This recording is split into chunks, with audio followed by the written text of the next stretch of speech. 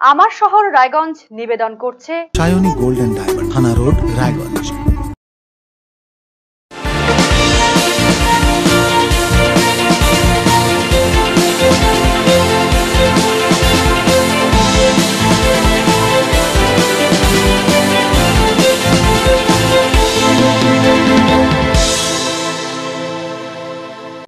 নমস্কার, আপনারা দেখছেন আরসিটিভি সংবাদ। আমার শহর রায়গঞ্জ নিয়ে আপনাদের সাথে আমি তুহিন। শুরুতেই যে খবরের দিকে নজর রাখবো, বিশেষ কারণে 1 আগস্ট বৃহস্পতিবার থেকে 31 আগস্ট পর্যন্ত রাধিকাপুর কাঠিয়ার পথে চলাচলকারী দুটি ট্রেনের রুট বদল করা হলো। বৃহস্পতিবার এই বিষয়ে নোটিশ জারি করা হয়েছে রেলের পক্ষ থেকে। রায়গঞ্জ স্টেশনের মাস্টার রাজু কুমার জানিয়েছেন, রাধিকাপুর কাঠিয়ার রুটে দুটি ট্রেনের ক্ষেত্রে এই নোটিশ ইস্যু হয়েছে। রাধিকাপুর থেকে যে ট্রেনটি 10টায় রওনা হয় কাঠিয়ারের উদ্দেশ্যে, অপরদিকে আরেকটি ট্রেন কাঠিয়ার থেকে দুপুর 2টোয় রওনা হয় রাধিকাপুরের উদ্দেশ্যে। এই ট্রেন দুটি আগে শালমারি সোনালী হয়ে যাতায়াত করত। বৃহস্পতিবার থেকে 3 মাস সেগুলি ভায়া কুমেদপুর হয়ে যাতায়াত করবে। শালমারি সোনালী সেকশনে ট্র্যাক মেইনটেইনের কাজের জন্য এই সিদ্ধান্ত নিয়েছে রেল। अच्छा, ये हमारे यहाँ से जो राधिकापुर से कटिहार की तरफ जाने वाली गाड़ियां हैं, उसमें हमारी 2 गाड़ियों का रूट डाइवर्ट किया गया है। ये 1 अगस्त 2024 से 31 अक्टूबर 2024 3 महीने के लिए। एक गाड़ी है 05728 जो राधिकापुर से 10 बजे खुलती है कटिहार के लिए, और दूसरी गाड़ी जो कटिहार से खुलती है दिन में 2 बजे राधिकापुर के लिए। इन दोनों गाड़ियों का रूट पहले शालमारी सोनेली होके हुआ करता था। आने वाले आज 1 अगस्त से 31 अक्टूबर तक ये गाड़ी भाया कुमेदपुर होके जाएगी। किस चीज के लिए ये सालमारी सोनेली सेक्शन में अभी PQRS वर्क चल रहा है, ट्रैक मेंटेनेंस का काम चल रहा है, इसके लिए इन गाड़ियों को डाइवर्ट किया गया है। इसके अलावा और भी गाड़ियां हैं, लेकिन हमारे राधिकापुर सेक्शन की इन दोनों गाड़ियों को डाइवर्ट किया गया है। डेवलपमेंट के लिए ही किया जा रहा है, ट्रैक मेंटेनेंस का काम है जो अच्छाई के लिए ही कर रहे हैं। थोड़ी बहुत परेशानी जरूर होगी, लेकिन इससे फायदा होगा आने वाले दिन। নজর রাখবো পরবর্তী খবরে। রায়গঞ্জ সেন্ট্রাল কোঅপারেটিভ ব্যাংকের সফটওয়্যারে সাইবার হানা, যার জেরে বিঘ্নিত পরিষেবা। সমস্যায় কারেন্ট এবং সিসি অ্যাকাউন্ট হোল্ডাররা। ব্যাংক কর্তৃপক্ষ জানিয়েছে, গত 29 জুলাই রাতের বেলা টিসিএস এর এক অংশীদার সিএটে রান সামওয়্যার নামক সাইবার হানা দেয়। প্রসঙ্গত, এই রান সামওয়্যার আতঙ্কে যেন থমকে দাঁড়িয়েছে অর্ধেক পৃথিবী। ফোন, ইন্টারনেট ব্যাংকিং এর সঙ্গে কার্যত থমকে স্বাস্থ্য পরিষেবাও। আর এবারে এই রান সামওয়্যারের শিকার সেন্ট্রাল কোঅপারেটিভ ব্যাংক। এর ফলে আরবিআই ও এনপিসিআই এই টিসিএস এর যত পোর্ট দিয়ে এনএফটি আরটিজিএস চেক ক্লিয়ারেন্স হয়, সেই পোর্টগুলিকে ব্লক করে দেয়। ফলে আরটিজিএস এনএফটি কাউকে পাঠানো সম্ভব হচ্ছে না ব্যাংকের তরফে। 29 তারিখ রাত থেকে এই সার্ভিস বন্ধ রয়েছে। এখনো পর্যন্ত এর কোনো সমাধান হয়নি। গোটা দেশে সিএটের মাধ্যমে যত ব্যাংকের সাথে সংযোগ রয়েছে, সেন্ট্রাল কোঅপারেটিভ ব্যাংকের সব ক্ষেত্রেই তীব্র সমস্যা হচ্ছে। বহুবার মেল মারফত বিষয়টি নাবার্ড এবং রিজার্ভ ব্যাংক অফ ইন্ডিয়াকে জানানো হয়েছে। রিজার্ভ ব্যাংক সমস্যা সমাধানের আশ্বাস দিয়েছে। এতে গ্রাহকেরা চরম সমস্যায় পড়ছেন। তবে যাদের খুব জরুরি আছে তাদের জনবিকল্প ব্যবস্থা করছে Raiganj central cooperative bank. Actually 29 তারিখে রাতেরবেলা, 29/7 রাতের বেলা থেকে যে আমাদের যে টিসিএস সফটওয়্যার, যে মানে যারা আমাদের সফটওয়্যার সিবিএস সফটওয়্যারটা মেনটেন করছে, তারা হচ্ছে টিসিএস। সেই টিসিএসের একটা পার্টনার যারা হচ্ছে সিএচ, সেই সিএচের সার্ভারে র্যানসামওয়্যার অ্যাটাকের একটা সম্ভাবনা দেখা দিয়েছে এবং সেটাকে ডিটেক্ট করা গেছে। এর ফলে হচ্ছে যখনই এটাকে ডিটেক্ট করে তখন আরবিআই এবং এনপিসিআই আমাদের মানে এই টিসিএসের যত পোর্টের থ্রু দিয়ে এইগুলো পুরো এনইএফটি, আরটিজিএস এবং চেক ক্লিয়ারিং যেগুলো হয় সেগুলোকে সেই পোর্টগুলোকে ব্লক করে দেয়। ফলে আমাদের মানে কানেকশনটা ডিসকানেক্টেড হয়ে যায় আরবিআই এবং এনপিসিআই থ্রু দিয়ে। ফলে আমরা আমাদের 29 তারিখ রাতেরবেলা থেকে এই সার্ভিসটা মানে বন্ধ আছে। তো টিল ডেট মানে এখন পর্যন্ত কোনো সলিউশন এখন পর্যন্ত হয়নি। এবং এটা সব অল ইন্ডিয়া বেসিসে যতগুলো সিএজের থ্রু দিয়ে যত ব্যাংক ওনাদের সাথে যুক্ত আছে তাদের সবারই ইফেক্ট হয়েছে। এটা নিয়ে বহুবার মেল করা হচ্ছে, নাবার্ডকে জানানো হচ্ছে, আমাদের আরবিআইকেও জানানো হচ্ছে এবং আরবিআই এ নিয়ে আমাদের রিপ্লাইও দিয়েছে যে এটা খুব শীঘ্রই ওরা এটা প্রবলেমটা সলভ করে দেবে। কারণ হচ্ছে যে প্রবলেমটা ডিটেক্ট করা গেছে সেটাকে ওরা রেকটিফাইও করেছে এবং সেই একটা মানে ফরেন্সিক একটা অডিট রিপোর্ট আরবিআইতে জমাও করে এবং আরবিআই সেটাকে দেখে চেকিং করে ওরা ওই মানে আমাদের ডিসকানেকশনটাকে আবার রিজিউম করবে।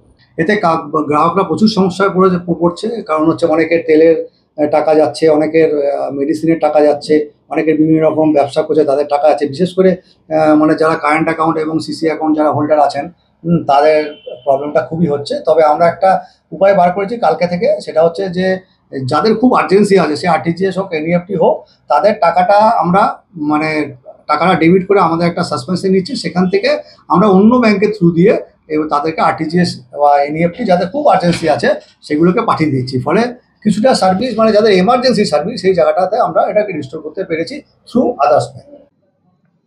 আশঙ্কাই হলো সত্যি। বৃহস্পতিবার বিকেলে রায়গঞ্জের রূপাহারে জাতীয় সড়ক সংলগ্ন সরকারি জায়গায় জবরদখলকারী ব্যবসায়ীদের উচ্ছেদ করল প্রশাসন। এই ঘটনায় উত্তেজনা তৈরি হয় এলাকায়। পুনর্বাসনের দাবিতে রূপাহার মোড়ে পুরনো জাতীয় সড়ক অবরোধ করে বিক্ষোভ দেখান ব্যবসায়ীরা।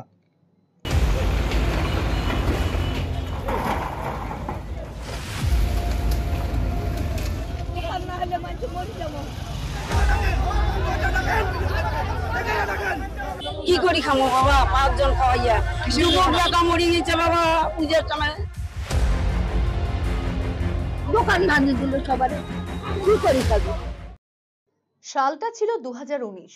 সে সময় 12 নম্বর জাতীয় সড়ক নির্মাণকালে রায়গঞ্জের রূপাহারে সরকারি জায়গায় গজিয়ে ওঠা মার্কেট নিয়ে তৈরি হয়েছিল জটিলতা। সেই সময় থেকেই উঠেছিল পুনর্বাসনের দাবি। তারপর কেটে গিয়েছে 5টা বছর। অনেকেই সেই জায়গা থেকে সরে গেলেও বহু দোকান বুধবার পর্যন্ত সেখানে চালিয়ে গিয়েছেন রুজি রোজগারের প্রক্রিয়া, কিন্তু শেষ রক্ষা হলো না। বৃহস্পতিবার বিকেলে সেই মার্কেটেই চলল বুলডোজারের চাকা। ভেঙে ফেলা হলো সমস্ত অস্থায়ী দোকান।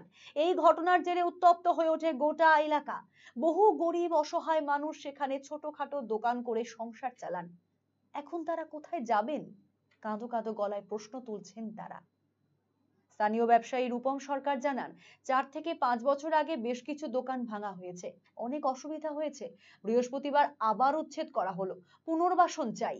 আমরা যাচ্ছি প্রশাসনকে, আমরা সহযোগিতা করছি এই কাজগুলো তাড়াতাড়ি করে তাড়াতাড়ি এই জায়গাগুলোকে লেভেল আপ করে দিই, তাতে লোকজন যাতায়াতের সুবিধা হবে। আর আমাদের এখানকার যে দোকানদার ভাইরা আছে তাদের সবারই সুবিধা হবে। হ্যাঁ, ব্যবসায়ীদের অনেক ক্ষতি হয়েছে, অনেক দোকান নষ্ট হয়ে গেছে, অনেক দোকান ভেঙে গেছে। যারা করে খাতো এখানে তারা এখন অন্য জায়গায় চলে যাচ্ছে, নিজস্ব কোনো জায়গা নেই। তো সেই দোকানদার ভাইদের জন্য আমাদেরকে একটা পুনর্বাসনের ব্যবস্থা করে দেওয়া হোক, এটাই আমরা আবেদন জানাচ্ছি।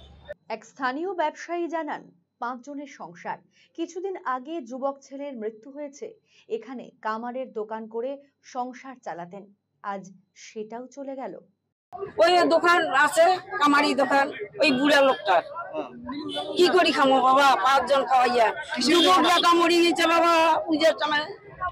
যুবক টাকা মরি গেছে বাবা, বুড়া লোকটা 5টা লোক পৌঁছছে, নাতি বুড়ি বেটার বউ, একরি ইয়ং চিংড়ি বেটার বউ।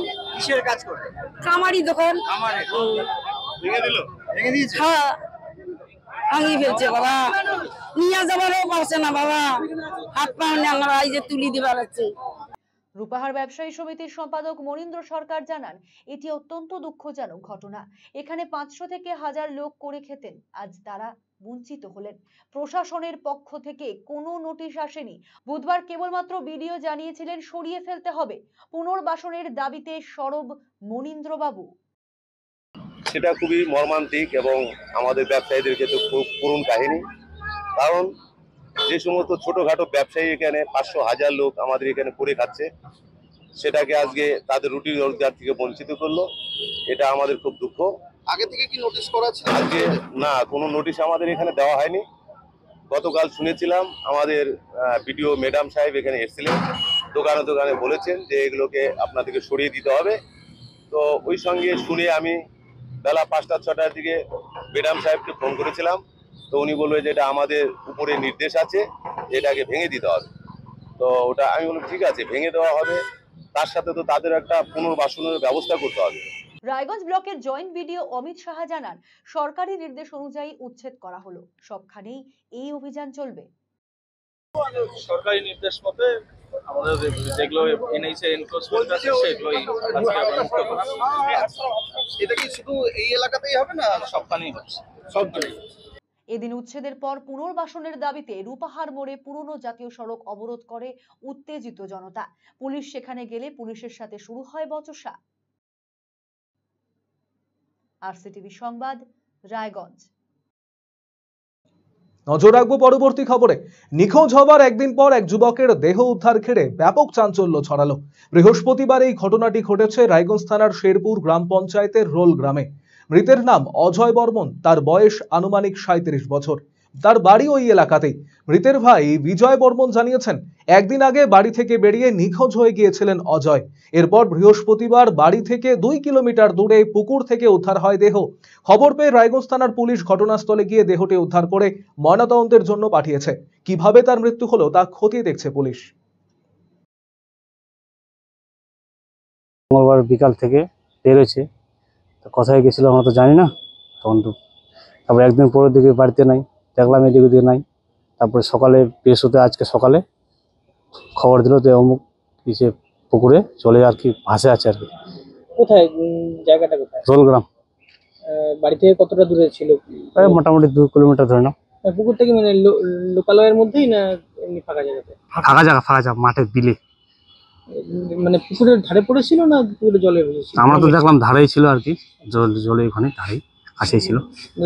কে দেখতে পেল? সেটা তো বলতে পারছি না, কে দেখলো, খবর দিচ্ছিল বাবাকে বলছিল আর কি। নজর রাখবো খেলার খবরে। জেলা ক্রীড়া সংস্থা পরিচালিত স্বর্গীয় দেবকুমার দত্ত স্মৃতি আন্তঃক্লাব ফুটবল লিগের প্রথম সেমিফাইনাল অনুষ্ঠিত হলো বৃহস্পতিবার। এদিন প্রথম সেমিফাইনালে পরস্পরের মুখোমুখি হয় গ্রুপ এ এর শীর্ষ স্থানাধিকারী অরবিন্দ স্পোর্টিং ক্লাব বনাম গ্রুপ বি এর দ্বিতীয় স্থানাধিকারী Benu Bharati football coaching camp. Group পর্যায়ে অপরাজিত দল হিসেবে সেমিফাইনালে ওঠে অরবিন্দ স্পোর্টিং। গ্রুপ লিগের 4টি ম্যাচের 4টিতেই জয় পেয়েছিল অরবিন্দ স্পোর্টিং ক্লাব। অন্যদিকে গ্রুপ লিগের 4টি ম্যাচের মধ্যে 2টিতে জয়, 1টিতে ড্র এবং 1টিতে হার হয়েছিল বেনু ভারতের। ফলে প্রথম সেমিফাইনালে কিছুটা অ্যাডভান্টেজ নিয়ে মাঠে নামে অরবিন্দ স্পোর্টিং ক্লাব। আক্রমণ প্রতি আক্রমণে প্রথম সেমিফাইনাল ম্যাচ উপভোগ্য হয়ে ওঠে। তবে ম্যাচের প্রথমার্ধেই বেনু ভারতের সীমানায় আক্রমণের ঝড় তোলে অরবিন্দ স্পোর্টিং। পরপর আক্রমণেই আসে সাফল্য। মিলন মুর্মুর জোড়া গোলে প্রথমার্ধে এগিয়ে যায় অরবিন্দ স্পোর্টিং ক্লাব। দ্বিতীয়ার্ধের খেলা শুরু হতেই রক্ষণভাগে লোক বাড়িয়ে ডিফেন্সিভ ফুটবল খেলতে থাকে অরবিন্দ। গতির বিপক্ষে প্রতি আক্রমণে বেঙ্গলি সোরেনের গোলে ম্যাচের ব্যবধান কমায় Benu Bharati football coaching camp. এরপর বাকি সময় নিজেদের পায়ে বলের দখল রাখে অরবিন্দ স্পোর্টিং। শেষ পর্যন্ত 2-1 গোলে বেনু ভারতী ফুটবল কোচিং ক্যাম্পকে হারিয়ে ফাইনালের ছাড়পত্র পায় ধারে ও ভারে এগিয়ে থাকা অরবিন্দ স্পোর্টিং ক্লাব। এদিনের সেমিফাইনাল ম্যাচে জোড়া গোল করার সুবাদে ম্যান অব দ্য ম্যাচের শিরোপা পান অরবিন্দ স্পোর্টিং ক্লাবের ফুটবলার মিলন মুর্মু। শুক্রবার লিগের দ্বিতীয় সেমিফাইনালে পরস্পরের মুখোমুখি হবে রায়গঞ্জ স্পোর্টস ক্লাব বনাম ছটপড়ুয়া আদিবাসী স্পোর্টিং ক্লাব। আমার শহর রায়গঞ্জ এখনকার মতো এ পর্যন্তই। পরবর্তী খবরের জন্য নজর রাখুন শুধুমাত্র আরসিটিভি সংবাদে। নমস্কার।